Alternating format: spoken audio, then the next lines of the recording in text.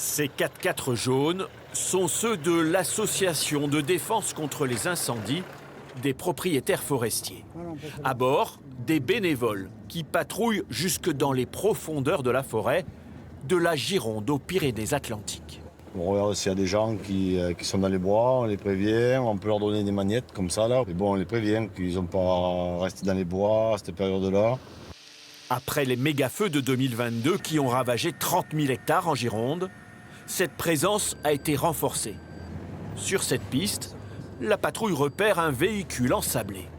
Livraison. Je suis livreur et On est là. Il n'y a rien. sur la piste. Je sais pas, sur moi j'ai mis Waze, j'ai mis l'adresse. Le jeune livreur dit avoir été égaré par son GPS. Là, il vous faut une autorisation pour rouler en forêt. J'ai pris la photo du véhicule qui n'a rien à faire sur une piste forestière. Éventuellement, si le feu se déclenche d'un moment à l'autre là, ou cette nuit, ou comme ça, on saura qu'il y avait une voiture qui n'avait rien à faire là, quoi. Les informations seront transmises à la gendarmerie. Le jeune livreur et son véhicule tirés de ce mauvais pas.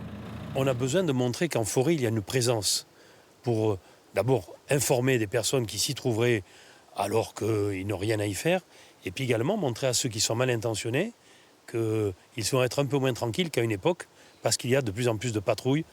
Pour mieux faire face aux incendies hors normes, là, en largeur, on est très bien, 12 mètres. l'association de défense contre les incendies a également engagé des grands travaux. Ici, vous avez des parcelles de droite et de gauche qui ont été traversées par le feu. C'est pour ça que cette piste a été un petit peu élargie, de permettre aussi aux secours de pouvoir se croiser, ne pas perdre de temps, laisser passer un, s'ils ont besoin d'aller rechercher de l'eau, et d'aller au plus proche du départ d'incendie.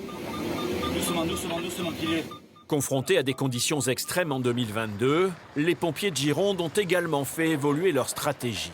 Quand le risque s'élève, des colonnes de camions s'installent aux abords de la forêt. On est prépositionné dans le massif pour être au plus proche des départs de feu et pouvoir frapper vite et fort. La tactique qu'il faut privilégier, c'est l'attaque du feu naissant. Plus on laisse un feu se développer, plus il est difficile à contrôler.